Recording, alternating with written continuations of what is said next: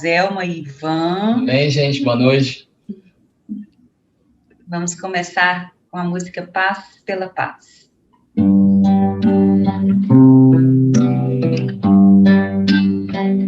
A paz no mundo começa em mim. Se eu tenho amor, com certeza sou feliz.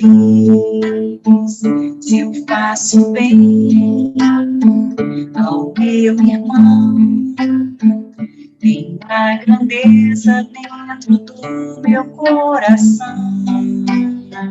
Chegou a gente construir paz. Ninguém suporta mais o desamor.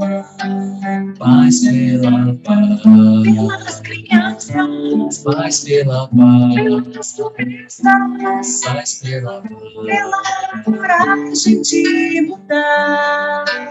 paz pela paz, Pela justiça, paz pela paz, pela liberdade, paz pela paz. pela beleza de te amar.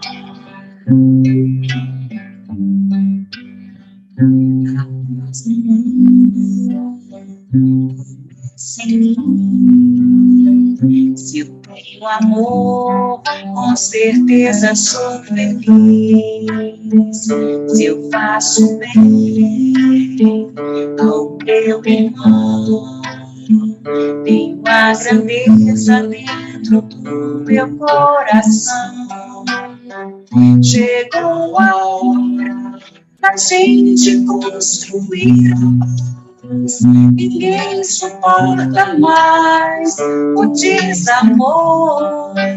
Paz pela paz, Pelas crianças, paz pela paz, pelas florestas, paz pela paz, pela coragem de mudar. paz pela paz, Pela justiça, paz pela paz, pela liberdade, paz pela paz. pela beleza de te amar.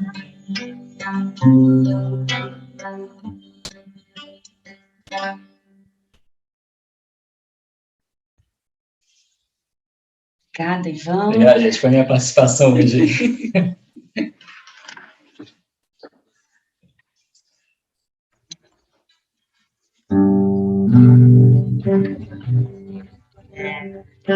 Tantas vezes sinto o meu mundo tenso, abrigo para o medo e a confusão.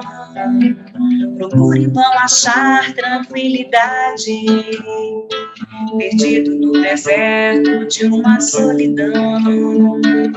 Como Paulo pela estrada de Damasco, encontro tantas pedras a me atropelar e fico cego frente às dificuldades. E ao Senhor começo a perguntar: o que farei para mudar o meu destino? O que farei para conseguir ficar em paz? O que farei para encontrar felicidade?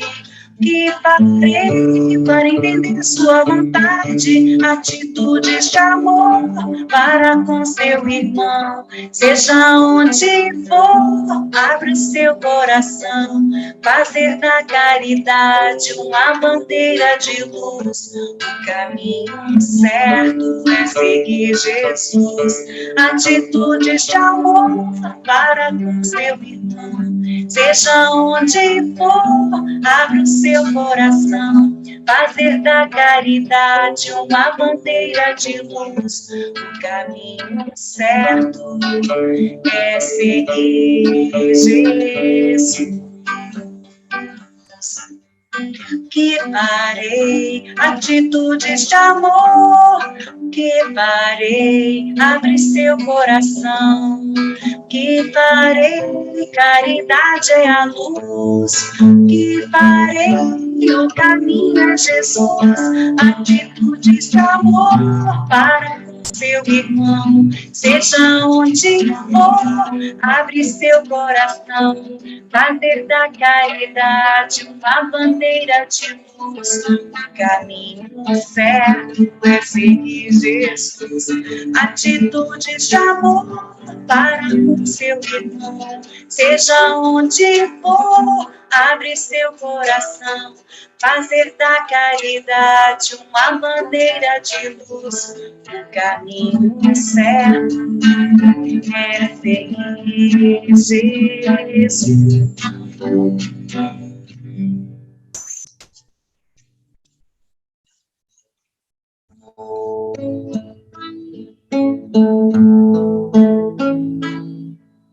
Naquela tarde azul, eu pude te sentir num monte Galileu, teu chamado eu compreendi.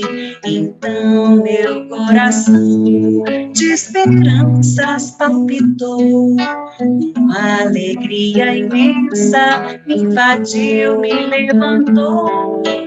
Cristo, estou aqui, tão pequenino a te seguir. Toma minha luz e sou o fermento do Evangelho de Jesus. Naquela tarde azul, eu pude te sentir no monte Galileu, teu chamado eu compreendi. Então meu coração de esperanças palpitou, uma alegria imensa me invadiu, me levantou. Cristo, estou aqui, tão pequenino a te seguir. Toma minha luz e sou o fermento do Evangelho de Jesus. E sou o fermento do Evangelho de Jesus.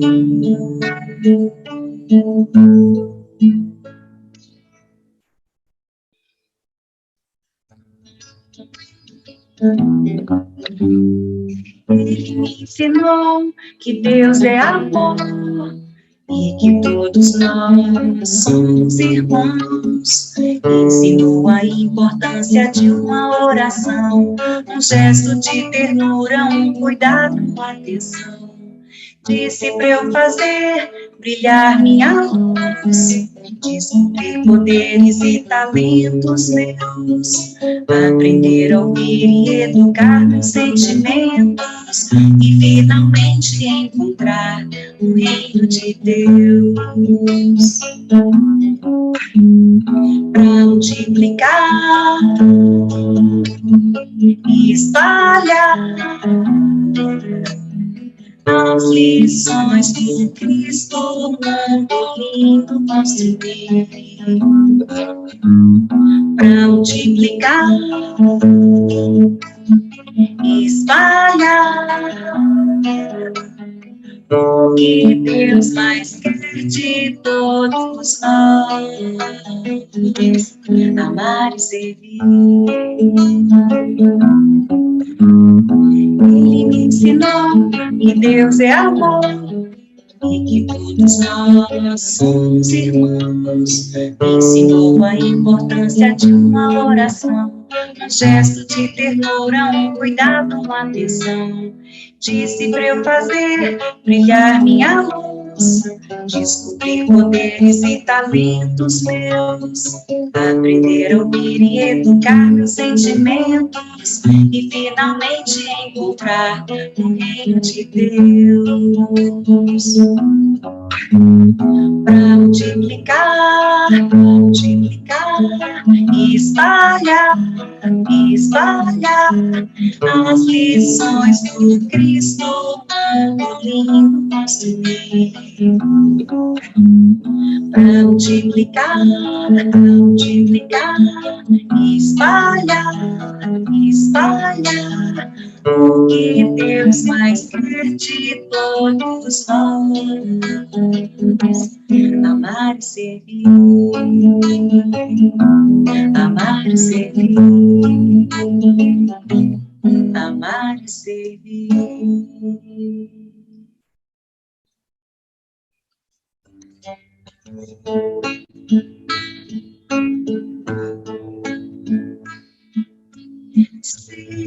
Seja como a raiz, firme o ideal, siga seu destino. Ame a quem puder amar, dê a mão a quem chamar, tire a pedra de você e veja o sol nascer. Faça uma canção, abra um coração, Ele ajudará. Veja como é linda a flor, sinta o cheiro do amor, seja irmão do seu irmão, isso é nosso irmão.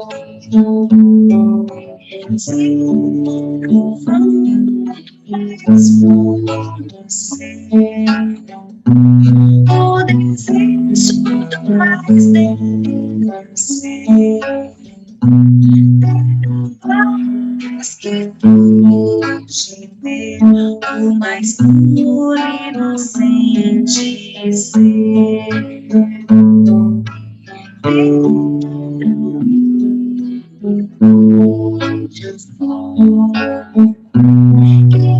acorde os manhãs, ver o artista aqui e amar com ele.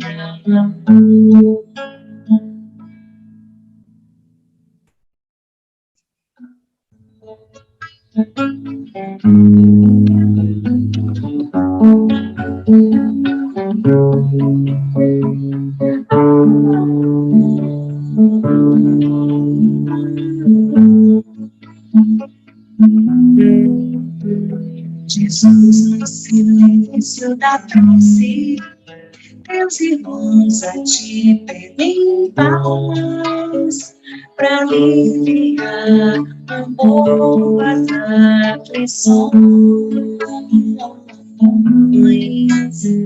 Senhor, enxugai nosso pranto, precisamos do teu amor e sentir tua presença envolver nossos corações.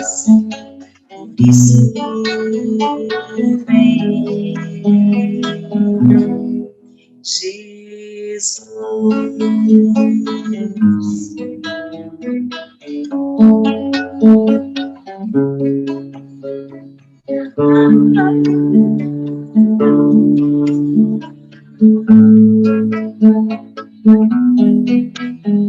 Jesus, no silêncio da prece, teus irmãos a te pedem paz, pra aliviar um pouco as aflições. Senhor, enxugai nosso pranto, precisamos do teu amor e sentir tua presença envolver nossos corações. Por isso vem, Jesus, ir até o encontro e afastar o mal da terra e acabar de vez com a guerra e caminharmos juntos numa luz e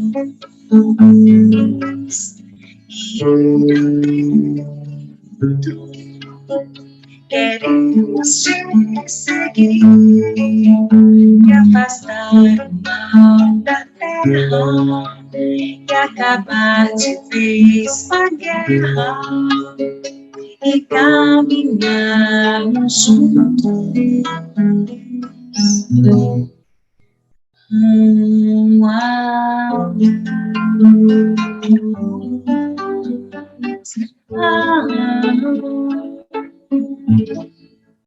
Prazer estar com todos. Hoje, o tema que a gente vai tratar é exatamente uma visão metafórica daquela ação de Jesus no Templo de Jerusalém e como isso se reflete também na nossa mudança. Porque uma das coisas que diferencia o Espiritismo do seu aspecto religioso é o compromisso do espírita com a sua mudança. Pode parecer que todas as religiões, todas as propostas, elas têm, né, esse compromisso. Mas quando a gente estuda, analisa a questão da religião, a gente vai vendo que não é bem assim. Normalmente, a relação com Deus, ela ainda é uma relação vista como na antiguidade. Na antiguidade, era muito comum a chamada relação de apadrinhamento. Uma pessoa que era muito rica, uma pessoa que tinha muitas posses ou tinha muito poder, ela trazia para a sua casa ou para o seu círculo de influências aqueles que seriam apadrinhados por ela. E, a partir dali, aquelas pessoas tinham um juramento de lealdade com o padrinho. Em compensação, o padrinho ele oferecia vantagens, segurança, que sem essas relações, a pessoa, sem esse apadrinhamento, a pessoa não teria. A gente vai ver também isso na Idade Média, em relação àquela relação de senhores feudais e vassalos. E isso acaba sendo levado para a religião como se Deus fosse um grande padrinho, que se a gente for muito legal com Deus, Deus vai atender às nossas necessidades e vai nos dar segurança. Então, é uma relação com Deus, uma relação de troca. E no Espiritismo, a proposta não é essa. A proposta do Espiritismo é exatamente muito vinculada à proposta de Jesus.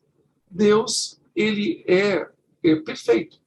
Então, nós somos criaturas de Deus que fomos criadas com todo o amor e com toda a perfeição por esse Pai maravilhoso. Cabe a nós deixar que essa luz que nós trazemos brilhe, que a gente viva uma vida plena. E uma vida plena não é uma vida viajando de primeira classe, tendo uma casa, né, com 2, 3 pavimentos, com carro importado na garagem. Uma vida plena é uma vida espiritualizada. Porque, antes de tudo, nós somos seres espirituais. Por isso que nós encontramos no Evangelho segundo o Espiritismo aquela máxima que toca muito ao coração de cada um de nós. Reconhece-se o verdadeiro espírita por sua transformação moral e pelos esforços que ele faz para domar as suas más inclinações. A gente sabe que ninguém é perfeito, que ainda mais num planeta de provas e expiações, nós somos pessoas complicadas. Somos espíritos com um histórico de dar 2 passos para frente e 1,5 para trás. Isso quando já não dá os 2 para trás. Então, isso já faz parte do nosso histórico, por isso que vivemos num planeta de provas e expiações. Todas essas calamidades que caem sobre nós, enquanto seres humanos, elas fazem parte de seres ainda vinculados à lei de ação e reação, seres vinculados à matéria. Então, quando há uma alteração na organização da matéria, nós temos insegurança e, via de regra, nós sofremos. Porque não somos seres plenos do nosso aspecto espiritual. E a proposta dada pelo Espírito de Verdade nessa mensagem é dizer que, quando nós nos transformamos, Ou seja, quando nós acabamos olhando para o nosso lado espiritual e acabamos entendendo que estamos na matéria, mas nós não somos seres materiais, vivemos encarnados, mas nós não somos carne, o corpo vai ficar no cemitério, nós somos espíritos imortais, destinados à imortalidade. Quando a gente vive isso, os nossos padrões, os nossos valores são outros. E aí nós começamos a viver de uma forma que realmente a nossa relação com Deus é uma relação de fidelidade. Deus, ele tem, né, do mesmo jeito que ele determina a ordem do universo com as suas regras materiais, ele também ele determina a ordem do universo com as suas regras morais. Quem acha que moral é relativo, bem e mal é relativo, é porque não entendeu a proposta do Livro dos Espíritos. Se tem Deus, tem regra. Se tem regra, tem certo e errado. Certo é o que se aproxima das leis de Deus. Errado é o que se afasta das leis de Deus. A pessoa só entende que bom ou mal é relativo quando os padrões dela não são padrões espirituais, são padrões materiais. Porque aí, como a natureza da matéria está sempre em mudança, nós acreditamos também que certo e errado estão sempre em mudança. O nosso entendimento enquanto seres humanos daquilo que é certo e daquilo que é errado, ele está tendente a se aperfeiçoar. Então, sim, nós podemos mudar o nosso conceito de certo e de errado. Mas existe um conceito que é acima do ser humano, que são as leis divinas. Elas é que determinam aquilo que é certo e aquilo que é errado.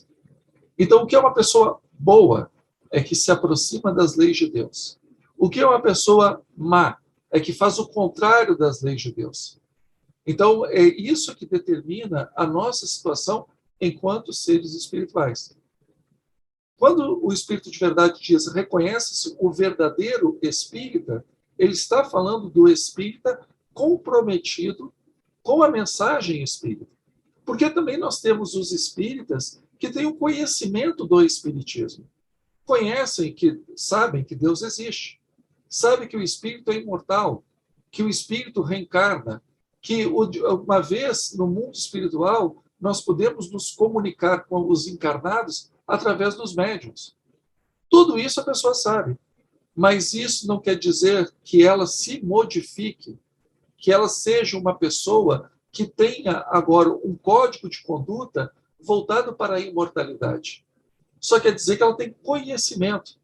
Então, é aquilo que Kardec fala no Livro dos Médiuns, dizendo sobre os espíritas imperfeitos, que são exatamente as pessoas que têm a consciência do que elas devem fazer, mas acabam acomodadas. E nós temos os espíritas, que são os verdadeiros espíritas. São aqueles que já estão santificados, são aqueles que já têm asas de anjo, né? São aqueles que, quando desencarnam, já vão morar nos planetas felizes, de forma nenhuma. Os verdadeiros espíritas são os espíritas comprometidos com a sua transformação moral. Reconhece-se o verdadeiro espírita por sua transformação moral e pelos esforços. Ou seja, o espírito de verdade, ele sabe muito bem quem somos nós na fila do pão. Ele sabe muito bem que a gente ainda é manco moralmente. A gente olha reto, mas na hora de ir na direção do bem, nós nos desviamos, somos seres claudicantes, mancamos moralmente. Ele sabe disso. Então, por isso que ele diz os esforços que a pessoa faz para se corrigir. Então, esse é o compromisso de nós como espíritas. Para um católico, a pessoa, por exemplo, ela tem o sacramento da confissão. Ela pode se confessar e ter as suas faltas apagadas. Um evangélico, uma vez que ele se considera convertido ao Senhor, ao Cristo, ele acha que todas as suas faltas foram apagadas. E com isso ele já tem um local garantido na corte celeste. Nós espíritas não. Nós espíritas sabemos que somos seres em evolução. E sendo seres em evolução, Deus só é justo porque dá oportunidade para nós, oportunidades iguais, mas que aquela pessoa que tem um compromisso e se transforma, ela não pode receber o mesmo tipo de tratamento que uma pessoa que tem o mesmo conhecimento e fica acomodada. Porque Deus, para ser um Deus de amor, ele também tem que ser um Deus justo. Onde há injustiça, não há amor. Se Deus é justo, aliás, se Deus é amor, tem que haver justiça. E justiça significa dar a cada um o que é seu, né? E no caso da parte espiritual, na medida dos seus esforços. Então, nós, enquanto espíritas, sabemos que a responsabilidade pela nossa vida é, antes de tudo, nossa. Não existe acaso para o espírita. Não existe vitimismo para o espírita. Nós sabemos que aquilo que nós recebemos está na medida das nossas necessidades, que tudo são oportunidades para o nosso aprendizado. E na minha experiência, né, nesses anos, na casa espírita, uma coisa eu pude reparar, que boa parte dos problemas que a pessoa tem não são oriundos de outra vida. Esses problemas são consequência das escolhas feitas aqui e agora. Podem reparar que quando a gente faz um retrospecto da nossa vida, estamos no lugar que escolhemos estar, porque escolhemos de acordo com a nossa natureza, de acordo com as nossas habilidades, de acordo com os nossos interesses. Então, não existem vítimas. Tudo que passamos é de acordo com as nossas necessidades. E aí, quando a gente pega a parte, né, metafórica de Jesus entrando no Templo de Jerusalém, isso fica muito em evidência. Porque o templo era um local onde as pessoas ofereciam sacrifícios. Elas acreditavam que Deus era um ser tão material quanto elas próprias. Então, elas cometiam os erros dela. E os erros são chamados de pecados. O pecado é, você sabe que é certo e pratica o errado. Então, isso é o pecado. Você conhece a lei de Deus, no caso do judeu, a Torá, que são os 5 primeiros livros da aliança, da primeira aliança, ou antiga aliança, Antigo Testamento. Então, a gente vai ter lá Gênesis, Êxodo, vai ter Levítico, Números, Deuteronômio, e a pessoa ignora aquilo, age contra aquilo. E quando ela agia, ela comprava um animal no templo, e aquele animal era sacrificado, e o sangue daquele animal escorrendo no altar, ele se entendia que limpava os pecados daquela pessoa. Então, parte da carne que estava sendo consumida ali no altar ia para os sacerdotes, a outra parte, dependendo do tipo de sacrifício, ia para quem pediu a celebração do sacrifício, ou seja, o pecador, e o cheiro da gordura queimada ali no altar ia para Deus. E as pazes com Deus estavam feitas.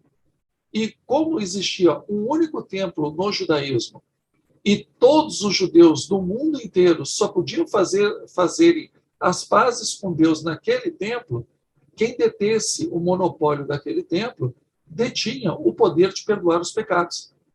O que a gente vai ver que Jesus ele faz exatamente uma contraproposta. Quando ele cura, por exemplo, uma pessoa, e ele diz para a pessoa, os teus pecados estão perdoados, vai e não peques mais, Jesus está dando uma proposta alternativa para o templo, que também na cabeça daquelas pessoas, uma cegueira, uma lepra, uma paralisia, era um castigo porque aquela pessoa pecou. Aí nós vamos encontrar no Evangelho de João uma pessoa que era cega de nascença.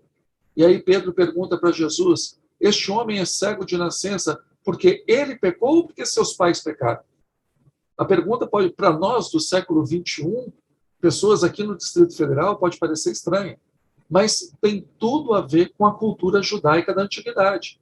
Nós, se lermos os 10 mandamentos, está lá, eu sou Yahvé, ou eu sou Jeová, o vosso Deus, não terás outro Deus diante de mim, porque eu sou um Deus ciumento, que castigo a iniquidade do pai no filho até a 4ª geração. Então, aquele moço podia ser cego porque o seu tataravô pecou. Essa era a mentalidade. Então, essa pessoa já era excluída da sociedade, já era mal vista da sociedade. Então, quando uma pessoa tinha algum problema de saúde, ninguém tinha misericórdia, porque entendiam que aquela pessoa, Yahvé, ou Jeová, o Deus judeu, estava castigando aquela pessoa. Então, era bem feito. Quem mandou pecar? E se o sujeito não pecou? Quem mandou o teu pai pecar? E se o pai não pecou? Quem mandou o teu avô pecar? Se o teu avô não pecou, quem mandou o teu bisavô pecar? Está vendo? A chuva caiu sobre a tua cabeça. E o que acontecia? As pessoas só podiam levar, elas só podiam comprar os animais que eram autorizados pelos sacerdotes do templo. Então, mesmo que eu tivesse o meu rebanho e pegasse uma ovelha e levasse para o templo, provavelmente a minha ovelha ela ia ser rejeitada pelo sacerdote. E eu teria que comprar uma ovelha pelo pecuarista vinculado ao templo, que normalmente era alguém vinculado ao sacerdote. Então, o sacerdote ganhava ali a sua comissão. As pessoas tinham que trocar a sua moeda, que era a moeda local, pela tetradracma síria, que era uma moeda tipo dólar. E como tinham judeus do mundo inteiro ali, o câmbio era extremamente desfavorável nessa troca de moedas. Quando Jesus chega ali, ele faz uma ação profética. Ele diz que aquele templo não representa mais Deus na terra, porque aquelas pessoas achavam que ali Deus habitava. Então, do mundo inteiro, em Jerusalém, você era vizinho de Deus, porque Deus habitava no local do templo um quarto, né, uma área muito específica chamada Santo dos Santos.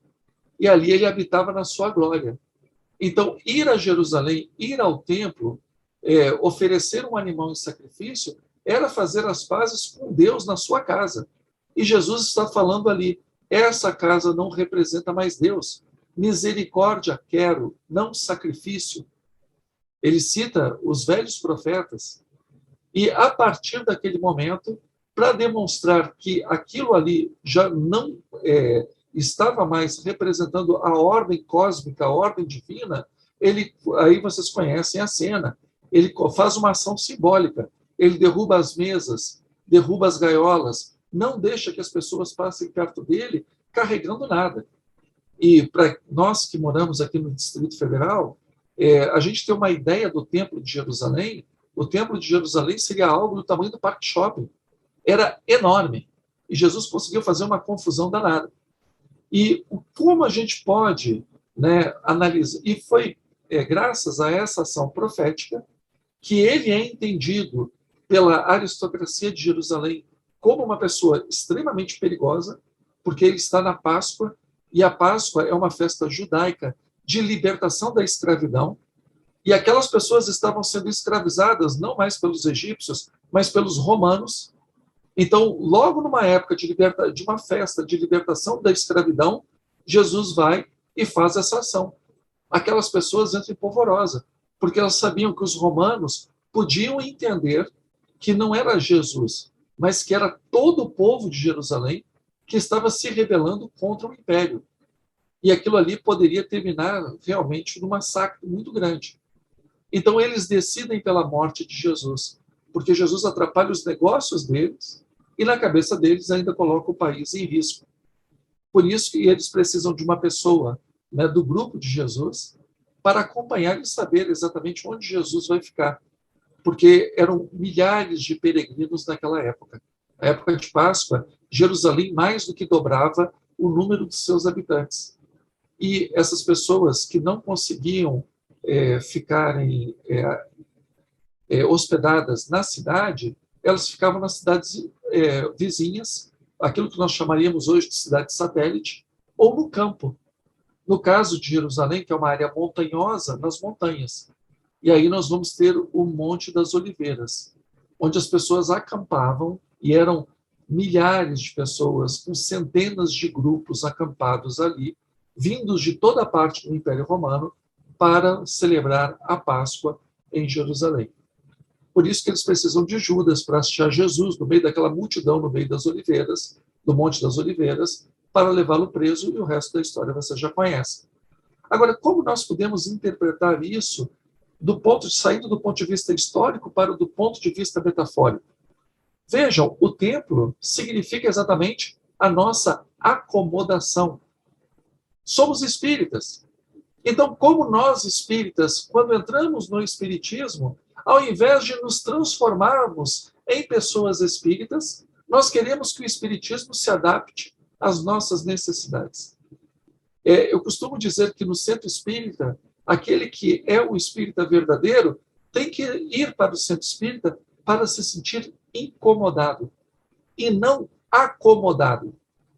Porque o egoísta permanece egoísta, o adúltero permanece adúltero, o ladrão permanece roubando, né? O traficante permanece vendendo droga, porque não houve uma mudança na sua vida. A pessoa acha que tomando água fluidificada, tomando passe, fazendo evangelho no lar, né, assistindo a palestra, está tudo resolvido.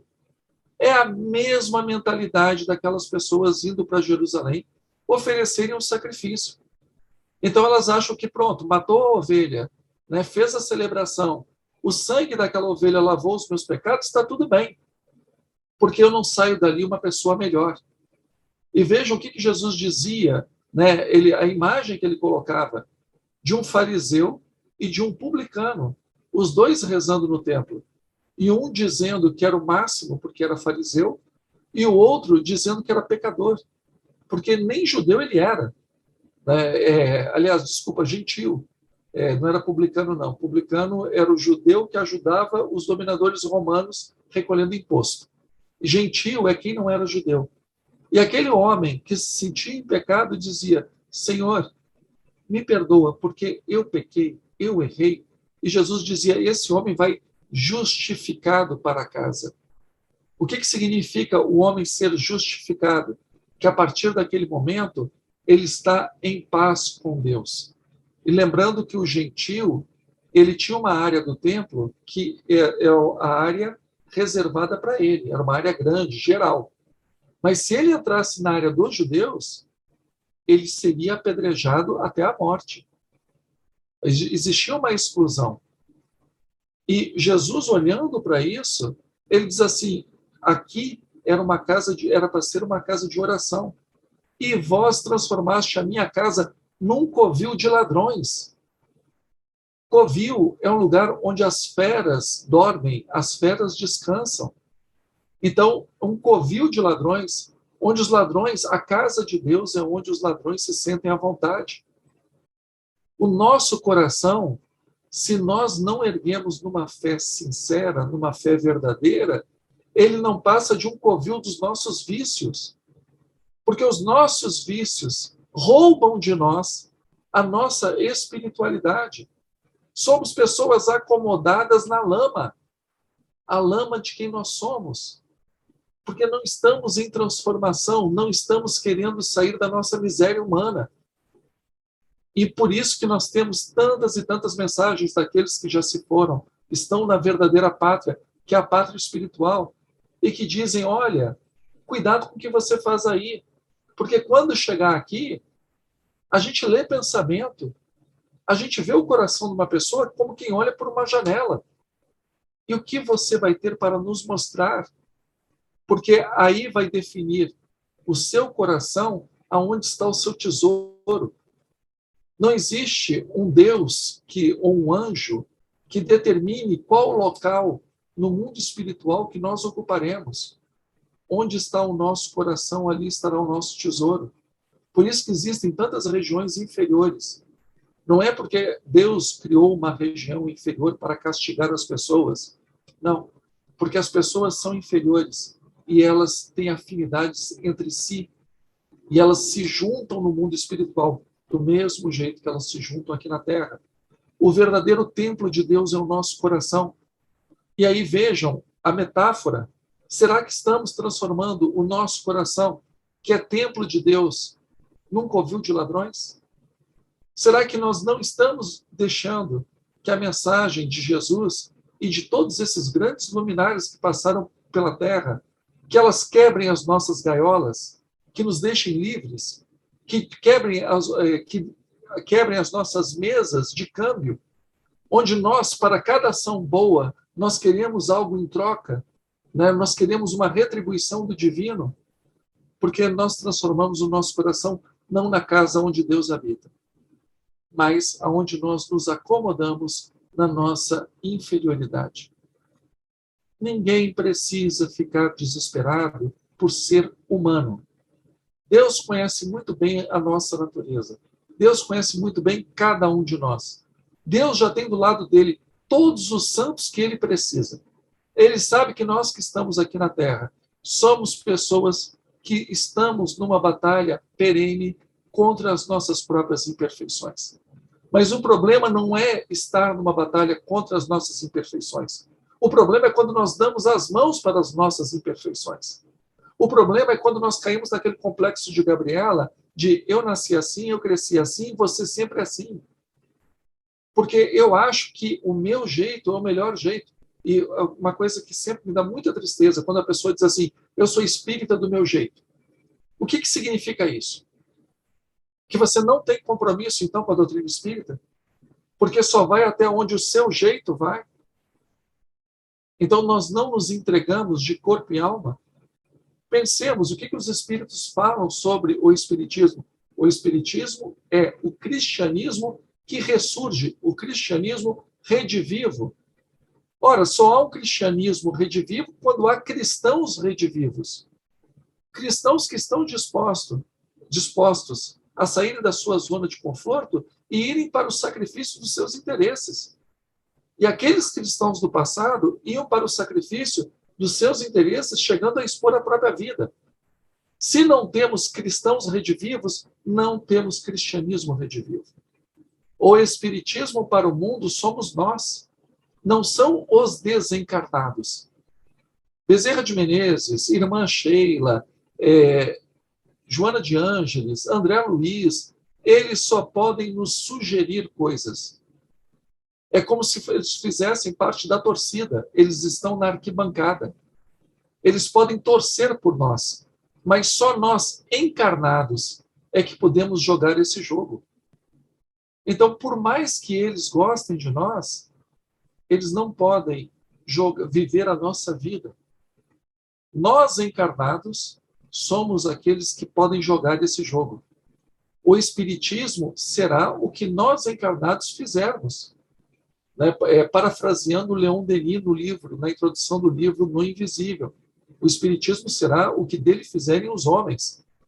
E, na época, né, homens incluíam homens e mulheres, porque era sinônimo de ser humano.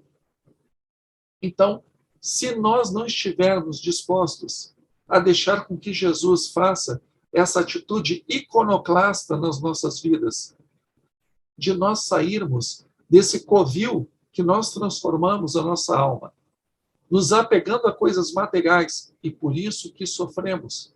Porque o nosso apego a coisas materiais vai contra a nossa natureza, porque a nossa natureza não é material, a nossa natureza é espiritual. Enquanto procurarmos na matéria satisfação para a nossa felicidade, seremos sempre infelizes, porque carregaremos dentro de nós um buraco que não tem como preencher.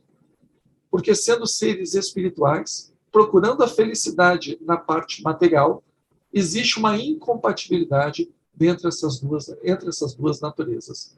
Por isso que nós vemos, e é tão comum vermos, pessoas bonitas, bem-sucedidas, ricas, saudáveis, aparentemente felizes, pessoas públicas, que são pessoas em sofrimento. Quem está de fora olha e fala assim, eu gostaria de ter a vida dessa pessoa. Mas a pessoa vive em depressão, em melancolia, em tristeza, sai de um vício, cai no outro. Por quê?